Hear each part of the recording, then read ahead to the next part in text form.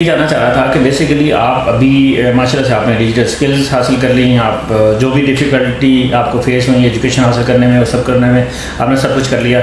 अभी मैं ये जानना चाहूँगा ख़ास तौर पे मतलब हमारे ऑडियंस के लिए कि अभी आप कौन कौन सी सर्विसेज दे रही हैं, और फिर अगर कोई बंदा वो आपकी सर्विस लेना चाहता है तो लाइक आपसे कैसे रब्ता कर सकता है, आपको इंस्टाग्राम में मैसेज कर सकता है, क्या कर सकता है ताकि जो है वो अगर वो सर्विस किसी को चाहिए तो वो आपसे हासिल कर सकें। एक्चुअली ऐसा है कि हम इंस्टाग्राम पे, टिकटॉक पे और यूट्यूब तीनों प्लेटफॉर्म पे अवेलेबल हैं। फेसबुक पे अनफॉर्चुनेटली मैं थोड़ी कम अवेलेबल हूँ और इसकी एक पर्सनल रीज़न ये भी है कि फेसबुक मुझे पसंद भी नहीं है, तो उसको मैंने थोड़ा साइलेंट किया हुआ, लेकिन इस पर वर्किंग करनी है क्योंकि प्लेटफॉर्म फेसबुक एक बहुत बड़ा प्लेटफॉर्म है, उससे बहुत बड़ी ऑडियंस आ सकती है। तो हमारी जो सर्विसेज हैं, अगर किसी को अपनी ब्रांड प्रमोशन करवानी है या फिर किसी एजुकेशन सेक्टर को अपनी प्रमोशन करवानी है, एड्स बनवानी है, तो वो अपनी सर्विसेज हमसे ले सकते हैं।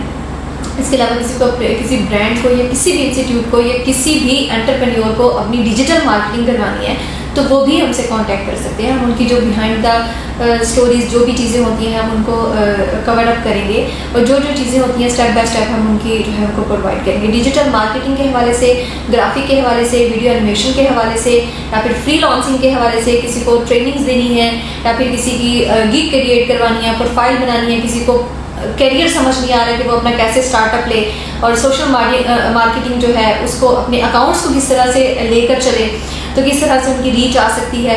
ये जितनी भी चीज़ें हैं इससे रिलेटेड जितनी भी चीज़ें हैं इन सबको हम हैंडल कर सकते हैं। चलिए माशाल्लाह, really it is inspiring story for me as well. आपने एजुकेशन बड़ी डिफ़िकल्टी फेस करके हासिल की, फिर आपने एक अपने आप को एक्सेप्शंस बनाने के लिए आपने जो है वो सोशल मीडिया मार्केटिंग सीखी और वो चीज़ें, और फिर माशाल्लाह से आप एक लीडिंग रोल में अभी आपका वो प्रोफाइल भी देख रहा था, माशाल्लाह से आपके पास मिलियंस में व्यूज़ हैं।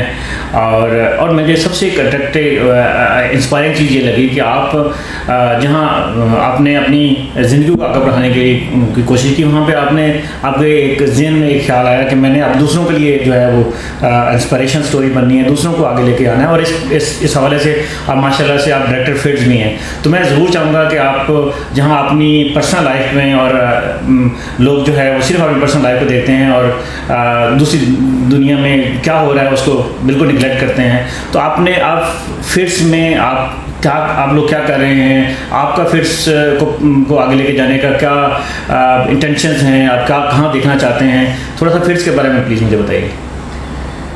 देखिए, हर पिक्चर के ना दो रुख होते हैं। अगर आपने कुछ महसूस किया है या कुछ पेन लिया है, या तो आप बहुत ही ज़्यादा हमदर्द बन जाते हैं या फिर आप बहुत ही ज़्यादा जालिम बन जाते हैं। तो जब एक फेज से गुजरे होते हैं ना, तो तभी मैंने वो डिसाइड कर लिया था कि जिस फेज से मैं गुजर रही हूँ, जो मुझे फेस करना पड़ रहा है सोसाइटी के हवाले से, फाइनेंशियल हवाले से, गाइडलाइन के हवाले से, तो मैं कुछ ऐसा ज़रूर करूँगी कि जो मेरे आने वाले बच्चे हैं, जो बच्चियाँ हैं, जो इन सारी सिचुएशन से गुजरती हैं, अगर हम सबको नहीं कर सकते तो एटलीस्ट इतनों को कर लें कि वो हमारे लिए सदका जारिया बन जाए। जब वो आगे करें और फिर इस तरीके से ये सर्कल चलता रहे और ये सिलसिला जो है वो चलता रहे, तो वो ये बहुत पॉजिटिव इम्पैक्ट डालेगा। तो फिट्स को ज्वाइन करने का और फिट्स को स्टार्ट करने का जो पर्पस था वो यही था। इस पे जो हम बेसिकली काम कर रहे हैं वो वुमेन एम्पावरमेंट पे कर रहे हैं। और वुमेन एम्पावरमेंट क्या है कि हमारी जो बच्चियां हैं, जो हमारी बैकवर्ड एरियाज़ हैं, उनमें कोई तवज्जो नहीं दी जाती। बच्चियों की एजुकेशन पे, बच्चियों की ग्रोथ पे, उनकी मेंटल लेवल पे, उनकी पर्सनालिटी ग्रोथ पे, किसी भी चीज़ पे कोई वर्किंग नहीं की जाती। हमारी अनफॉर्चुनेटली एक मिथ कायम है कि आप मैट्रिक करवा दें और उसके बाद शादी कर लें, और बहुत से एरियाज़ ऐसे हैं जहाँ पे ये भी नहीं होता। उनको कुरान पाक की तालीम दी जाती है और पाठ पढ़ा दिया जाता है और उसके बाद शादियाँ कर दी जाती हैं। हर वालिदैन की एक अपनी अप्रोच होती है, हर सोसाइटी की, फैमिली की, और हर एक जैसे हमारे कल्चर है डिफरेंट, हर की अपनी एक रिवायात है, वो उस तरीके से लेके चलता है।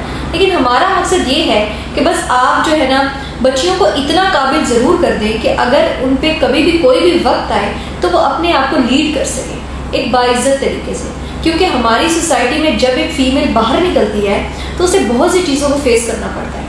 वो बाहर निकलेगी तो सबसे पहला जो इम्पैक्ट पड़ेगा वो ये पड़ेगा कि ये बेचारी किसी गरीब घराने से ही होगी जो बाहर निकली है। सेकंड इम्पैक्ट ये पड़ेगा कि बस हम बिल्कुल इसे नॉर्मल कैटेगरी पे लेके चले जाते हैं और हम उससे कुछ भी एक्सपेक्ट कर लेते हैं कि अगर ये बाहर निकली है तो ये कुछ भी कर जाएगी। तो इस चीज़ से बचाने के लिए हमने कुछ ऐसे इनिशिएटिव लिए कि हम कुछ ऐसे उनको स्किल सिखाएं कि वो घर बैठ के बाइज्जत तरीके से अपनी रोज़ी कमा सकें, अपने आप अपनी फैमिली को लीड कर सकें, अपनी जो जितनी भी सिचुएशंस हैं उनको खुद कंट्रोल कर सकें। अब इसमें हमारे डिफरेंट एस्पेक्ट्स हैं। हम एक बच्चियों की सिलाई कढ़ाई पे काम कर रहे हैं, और दूसरा हम उनकी ब्यूटिशियन पे काम कर रहे हैं, और तीसरा हम IT ट्रेनिंग्स पे काम कर रहे हैं। अब ये वो चीज़ें हैं कि अगर आपको कोई नहीं भी सपोर्ट कर रहा, आप स्किल्स लेकर अपने ही घर में अपनी ही छोटी सी आप एक वो कहते हैं ना दुकान खोल लें और आप उसको स्टार्ट कर सकते हैं। अगर आपने सिलाई कढ़ाई का हुनर सीख लिया है, आपको आपके पास एक मशीन है, तो आप एक घर पकड़ते हैं, 2-3 करते करते पूरा मोहल्ला, और फिर आपके एंड सो ऑन उसको चलता रहता है। हमने जो स्टार्ट किया वो ये किया कि हम बैकवर्ड एरिया के बच्चों को पकड़ते हैं, उनको स्किल सिखाते हैं। जिनके पास एजुकेशन कम है उनको हम सिलाई कढ़ाई की तरफ लेके जाते हैं, और जिनके पास एजुकेशन है उनको हम IT की तरफ लेके जाते हैं, और जिनका इंटरेस्ट जो है वो थोड़ा ब्यूटिशियन की तरफ है उनको हम उस तरफ लेके जाते हैं। पहले हम उनको सिखाते हैं, फिर हम उनको जो है ना जो सिलाई कढ़ाई के हैं उनको मशीन्स प्रोवाइड करते हैं, जो IT के हैं उनको लैपटॉप प्रोवाइड करते हैं, और जो ब्यूटिशियन है उनको हम लोग सैलून बना के दे देते हैं। अब ये जितना भी प्रोसीजर है इसमें बच्चियों की बिल्कुल भी कॉस्ट नहीं आती, फ्री ऑफ कॉस्ट हम ट्रेनिंग देते हैं। उनका जो भी एक्सपेंस होता है वो सारा हम खुद बेयर करते हैं, और उसके बाद जो सिलाई मशीन होती है वो भी हम फ्री ऑफ कॉस्ट देते हैं, लैपटॉप जो है वो भी हम फ्री ऑफ कॉस्ट देते हैं। ये सारी चीज़ें फ्री ऑफ कॉस्ट हैं। पर्पज़ जस्ट ये है कि पहले उनको सिखाया जाए, फिर उनको अर्न करवाया जाए। अब जो IT का है, जब वो IT की स्किल्स ले लेते हैं, देन हम उनको इंटर्नशिप की तरफ लेकर आते हैं। फिर मार्केट में जितने भी प्रोजेक्ट हमारे पास आते हैं या बच्चे खुद अपनी तरफ से लेते हैं, तो वो फिर उन पर वर्किंग करते हैं और अर्निंग स्टार्ट करते हैं। चलिए माशाल्लाह, एक तो मैं जस्ट अपना एक्सपीरियंस में मैं आपसे सीनियर हूँ थोड़ा बहुत, तो मैंने भी सीखा है कि ये जो आपकी अभी आपने गिवर्स गेन वाला फार्मूला है ना, मतलब माशाल्लाह से आपने कुछ सक्सेस हासिल की, और फिर then you want to contribute for others.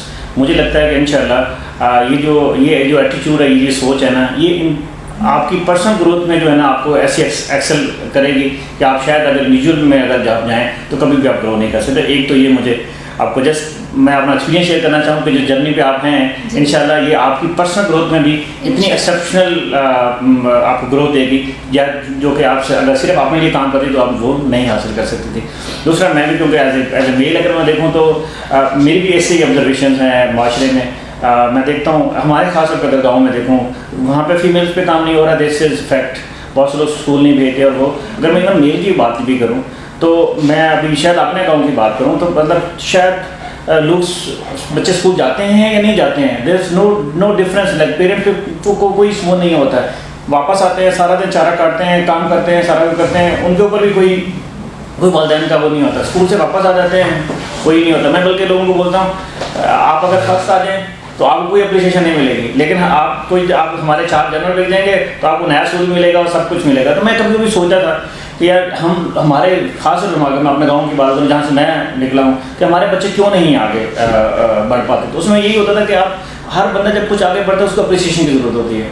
हम क्या करते हैं कि वो चीज़ें जो कि उसकी ज़िंदगी के लिए बहुत बेहतर है, जो कि डेफिनेटली एजुकेशन है, तो उसके लिए तो हम उसको कुछ अप्रिशिएट नहीं कर रहे होते और उस पर कोई तवज्जो नहीं दे रहे होते, लेकिन दूसरे एस्पेक्ट्स पे आप उसको अप्रिशिएट भी कर रहे होते हैं। अगर वो अच्छा काम करेगा आप उसको और वो कर देंगे। वो एक एकड़ गंदम पाड़ लेगा तो आप उसको बोलेंगे ज़बरदस्त, 10,000 उसने कमा लिया, बहुत आपको जो है ना वो अप्रिशिएशन मिलेगी। लेकिन सेम अगर वो फर्स्ट पोजीशन ले लेगा तो उसको कोई अप्रिशिएशन नहीं मिलेगी।